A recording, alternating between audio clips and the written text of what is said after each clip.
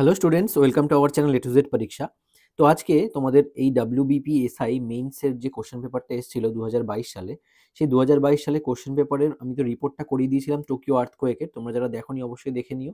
তো আর তার সাথে যেটা অর থাকে, ঠিক আছে, অর একটা প্রেসি দেওয়া হয়, সেই প্রেসিটা আজকে আমরা সলিউশন করব। ঠিক আছে, দেখো পুরো ভিডিওটা শুরু থেকে শেষ পর্যন্ত, কোনো রকম স্কিপ না করে, তাহলে কিন্তু তোমরা শিখতে পারবে না। আর এটাকে আমি একটা 50 ওয়ার্ডসের মধ্যে একটা প্রেসি লেখার চেষ্টা করব, মানে প্রেসিটাকে সাজাবো। ঠিক আছে, ভালো করে দেখো, একটা সুইটেবল টাইটেল এর মধ্যে আমি দেবো। ঠিক আছে, তোমরা ভিডিওটা ভালো লাগলে অবশ্যই একটা লাইক দিও, একটা কমেন্ট করো কেমন লাগলো। ঠিক আছে, আর তোমাদের যদি কারোর অন্যরকম টাইটেল আসে মাথায়, ঠিক আছে, বা অন্য কিছু তোমরা লিখতে পারো, তোমরা অবশ্যই কিন্তু কমেন্টে লিখো, আমি অবশ্যই সেটা পড়বো। ঠিক আছে, দেখো এখানে এগুলো লেখাগুলো কি হয়, লেখাগুলো এক একজনের কিন্তু আলাদা আলাদা লেখা হবে, সবার লেখা কিন্তু সমান হবে না। সুতরাং আমি চাই তোমরা লেখো, কমেন্টেই লেখো, কোনো সমস্যার কিছু নেই।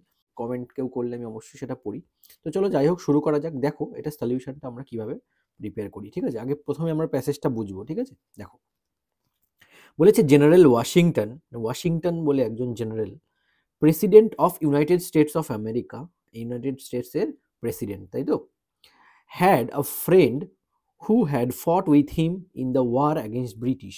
ঠিক আছে, তার একজন ফ্রেন্ড ছিল যে নাকি তার সঙ্গে ব্রিটিশদের বিরুদ্ধে ওয়ারে, মানে যুদ্ধ করেছিল তার সাথে, and was almost his daily companion, companion মানে সঙ্গী, যে নাকি তার সবসময় সঙ্গী ছিলেন।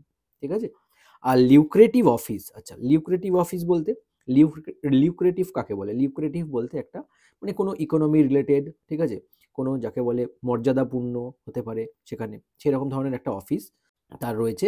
ঠিক আছে, in in the gift of the president chancing to fall vacant, মানে কি বলেছে, এই যে অফিসটা রয়েছে, সেই অফিসটার কি ভ্যাকেন্ট রয়েছে, মানে মানে এটার দায়িত্বে কেউ নেই। ঠিক আছে, মানে কর্মচারী নেই এই অফিসটা মেনটেনের। আচ্ছা, many thought that this gentleman would have on difficulty, কি বলেছে দেখো, অনেকে কি ভাবছে যে এই যে দিস জেন্টলম্যান মানে ওয়াশিংটনের কথা বলছেন, would have an difficulty in obtaining it, তার মানে তার একটা ডিফিকাল্টি হতে পারে কি করতে, অবটেইন করতে, এই ভ্যাকেন্সি ফিল করতে। ঠিক আছে, এর জন্য কি করলেন দেখো, another candidate for the post appeared, এই পোস্টের জন্যই কিন্তু আরেকজন ক্যান্ডিডেট এখানে অ্যাপিয়ার হলো, মানে আসলো। তার মানে প্রথমে তার যে ফ্রেন্ড আছে, মানে তার সাথে যে সহকর্মী যাকে বলা হয়, যার সঙ্গে ওয়ারও পাশাপাশি ছিলেন, মানে কম্পেনিয়ান ছিলেন, এই একজন, সবাই জানতো যে তার সঙ্গে হয়তো কি হবে, সেই এই পজিশনটা পাবে। কিন্তু কি অ্যানাদার ক্যান্ডিডেটও তার এই পোস্টের জন্য অ্যাপিয়ার হলো, আবির্ভাব হলো। He was a political opponent of Washington, সে কি ছিল, তার পলিটিক্যাল অপোনেন্ট ছিল। ঠিক আছে, রাজনৈতিক দিক থেকে অপোনেন্ট ছিল, হ্যাঁ, মানে ভিন্ন মতাদর্শী ছিল কার, ওয়াশিংটনের। But a man of decided honesty, কিন্তু a man of decided honesty, মানে ডিসাইডেড অনেস্টি বলতে, অনেস্টি মানে তার মধ্যে সৎ গুণ ছিল। ঠিক আছে, and of great talents for business, এবং বিজনেসের জন্য কিন্তু তার গ্রেট মানে মহান ট্যালেন্ট ছিল। ঠিক আছে, everyone considered the case of the second man hopeless. এইবার ফার্স্ট ম্যানকে, ফার্স্ট ম্যান হচ্ছে এই যে তার যে ফ্রেন্ড, তাই না, কম্প্যানিয়ন, সে একজন, যে আরেকজন হচ্ছে কি অপোনেন্ট, ওয়াশিংটনের অপোনেন্ট, কিন্তু সে খুব ভালো বিজনেসম্যান, বিজনেস বোঝে, তার মধ্যে ভালো ট্যালেন্ট আছে বিজনেস রিলেটেড। এই দুজনের মধ্যে সবাই ভাবছিল কি, সেকেন্ড ওয়ান কি হবে, হোপলেস। দেখো দ্য সেকেন্ড ম্যান মানে কি, এই যে পরবর্তী যে প্রতিদ্বন্দ্বী, মানে এই যে ওয়াশিংটনের পলিটিক্যাল অপোনেন্ট, সে কি তার যেহেতু তার পলিটিক্যাল ডিসএগ্রিমেন্ট রয়েছে, সুতরাং তার পাওয়ার তো প্রশ্নই উঠছে না এই পোস্টটা। ঠিক আছে, তার জন্য কি দেখো, but to the surprise of all, কিন্তু এটা সকলের কাছে বিস্ময়ের ছিল, the opponent of Washington was appointed to the office. এই যে অপোনেন্ট ওয়াশিংটনের, মানে সেকেন্ড ওয়ান, যাকে নাকি সবাই হোপলেস ভেবেছিল, মানে যে তার তো কোনো রকমভাবে প্রশ্নই ওঠে না, কিন্তু ওয়াশিংটন কি করলেন, তাকে সবাইকে সারপ্রাইজ করে দিল। কিভাবে, তাকে অ্যাপয়েন্ট করার মধ্যে দিয়ে, মানে কাকে অ্যাপয়েন্ট করার মধ্যে দিয়ে, এই যে সেকেন্ড যে ব্যক্তি, তাকে অ্যাপয়েন্ট করার মধ্যে দিয়ে, কিসের জন্য, ওই লিউক্রেটিভ অফিসের অ্যাপয়েন্ট করার মধ্যে দিয়ে তাকে তিনি অ্যাপয়েন্ট করেছিলেন। ঠিক আছে, সবাইকে সারপ্রাইজ করে দিলেন, কিন্তু সেখানে তার যে কম্প্যানিয়ন ছিল তাকে কিন্তু তিনি করেননি। ঠিক আছে, এইটার মধ্যে দিয়ে তোমরা কি বুঝতে পারলে, এই যে স্টোরিটা, এর মধ্যে দিয়ে তুমি কি প্রেসি করতে পারবে, সেটাই হচ্ছে তোমার লেখার মধ্যে দিয়ে তোমায় ফুটিয়ে তুলতে হবে। হ্যাঁ, তুমি বুঝতে কতটা পেরেছো আর কিভাবে তুমি সেটাকে প্রেজেন্ট করবে। তো চলো এবার আমরা করে নিই এই প্রেসিটাকে, ঠিক আছে? 50 ওয়ার্ডসের মধ্যে করব, ঠিক আছে? মনে রাখবে সব সব আমরা কি 50 ওয়ার্ডসের মধ্যে করব। যখনই কোনো প্রেসি দেওয়া হবে তোমাদেরকে মনে রাখবে, একটা জিনিস মাথায় রাখবে, অ্যাটলিস্ট 50 ওয়ার্ডসের মধ্যে তোমার প্রেসিটাকে কমপ্লিট করতে হবে, ঠিক আছে? এর থেকে কম বেশি যেন না হয়, কাছাকাছি যেন থাকে, ঠিক আছে? মানে খুব বেশি তুমি লিখে দিলে 70-80 ওয়ার্ডস হবে না, খুব কম লিখে দিলে 20-30 ওয়ার্ড, তা হবে না। 50 ওয়ার্ডসটাকেই এটা একদম মেনটেন করার চেষ্টা করবে, সে যত বড়ই প্যাসেজ দিক না কেন, ঠিক আছে? 50 ওয়ার্ডস তুমি মেনটেন করবে। চলো শুরু করা যাক। দেখো, সবার প্রথমে আমায় একটা সুন্দর টাইটেল দিতে হবে, তাই তো? তো আগে টাইটেলটা আমি দিয়ে নিই। তোমরা তোমাদের মতো টাইটেল কিন্তু দিয়ে কমেন্টে জানাতে পারো। দেখো, আমার যেটা বেস্ট টাইটেল মনে হলো সেটা হচ্ছে কি, ওয়াশিংটনস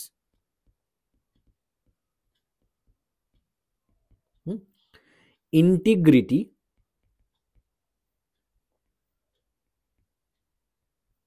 ঠিক আছে ইন অ্যাপয়েন্টমেন্ট।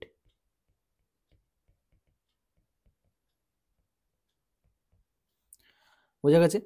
তাহলে টাইটেলটা যেটা দিলাম সেটা হলো ওয়াশিংটনসের ইন্টিগ্রিটি টু অ্যাপয়েন্টমেন্ট। মনে থাকবে? আচ্ছা, এইবার এই টাইটেলটার পেছনে আমি যেভাবে লেখাটাকে সাজিয়েছি প্রেসিটাকে, সেটা দেখো কিভাবে এটা, মানে আমি জাস্ট প্রেসিটা করেছি। এবার তোমরা অবশ্যই কিন্তু তোমাদের মতো করে প্রেসিটা করো, ঠিক আছে? আচ্ছা, general Washington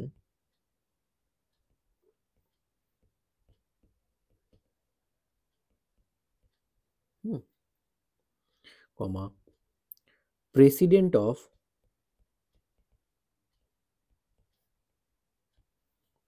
the United states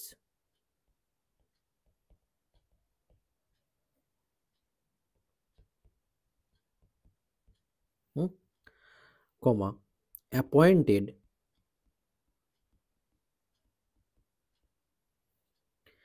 a political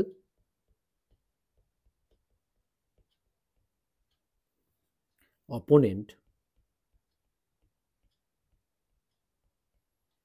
ঠিক আছে, কমা known for honesty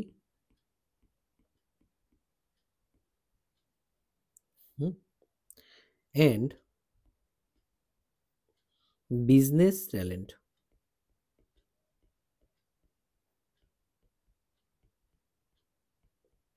তাই না? সেকেন্ড ওয়ান যে এসছিল, তার সে কি ছিল, তার পলিটিক্যাল অপোনেন্ট ছিল প্রথম কথা। তার সাথে কি ছিল, যে বিজনেস অপোনেন্ট, তার সে কিন্তু বিজনেসের তার কিন্তু ট্যালেন্ট ছিল, তাই না? আর পলিটিক্যাল অপোনেন্ট ছিল, তাই না? সেই এই জন্য কিন্তু দুটো জিনিসই মেনশন করে দিলাম। মেন জিনিসটা কি বলেছে, যে জেনারেল ওয়াশিংটন যে ছিলেন, তার প্রেসিডেন্ট অফ ইউনাইটেড স্টেটসের প্রেসিডেন্ট ছিলেন তিনি। তিনি অ্যাপয়েন্ট করেছেন কাকে? আর পলিটিক্যাল অপোনেন্টকে, known for honesty and business talent. মনে থাকবে? কমা টু, কোথায় অ্যাপয়েন্ট করেছিল সেটার জায়গাটা লিখতে হবে, টু আ লিউক্রেটিভ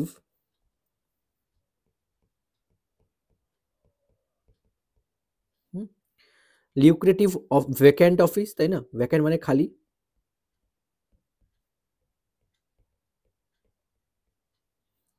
আচ্ছা, ফুল স্টপ, এখানে অ্যাপয়েন্ট করেছিল, ঠিক আছে? পরের লাইনটা দেখো, ডেসপাইট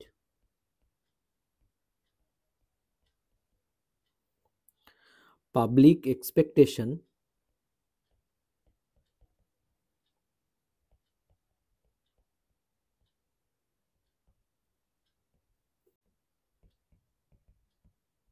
ঠিক আছে, এক্সপেকটেশন মানে পাবলিক এক্সপেকটেশন ছাড়া, তাই না? ডেসপাইট মানে পরিবর্তে, ঠিক আছে? এক্সপেকটেশনস ফেভারিং,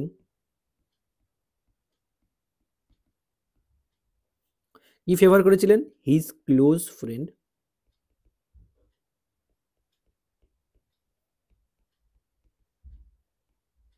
মানে কি, পাবলিকের এক্সপেকটেশন কি ছিল, যে সে তার ফেভারিট ক্লোজ ফ্রেন্ডকে কিন্তু কি করবে, এই অ্যাপয়েন্ট করবে, তাই না? পাবলিকটা কিন্তু সেটাই ভেবেছিল, favouring his close friend and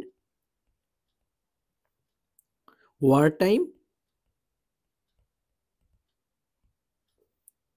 companion, companion মানে সঙ্গী, ঠিক আছে? কমা একটাই সিম্পল সেন্টেন্সে লিখে দেবো, Washington's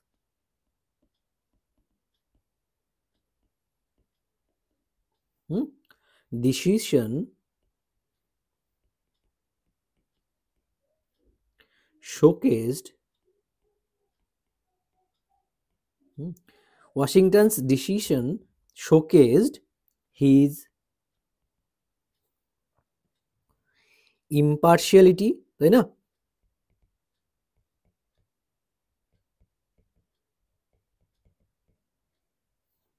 and commitment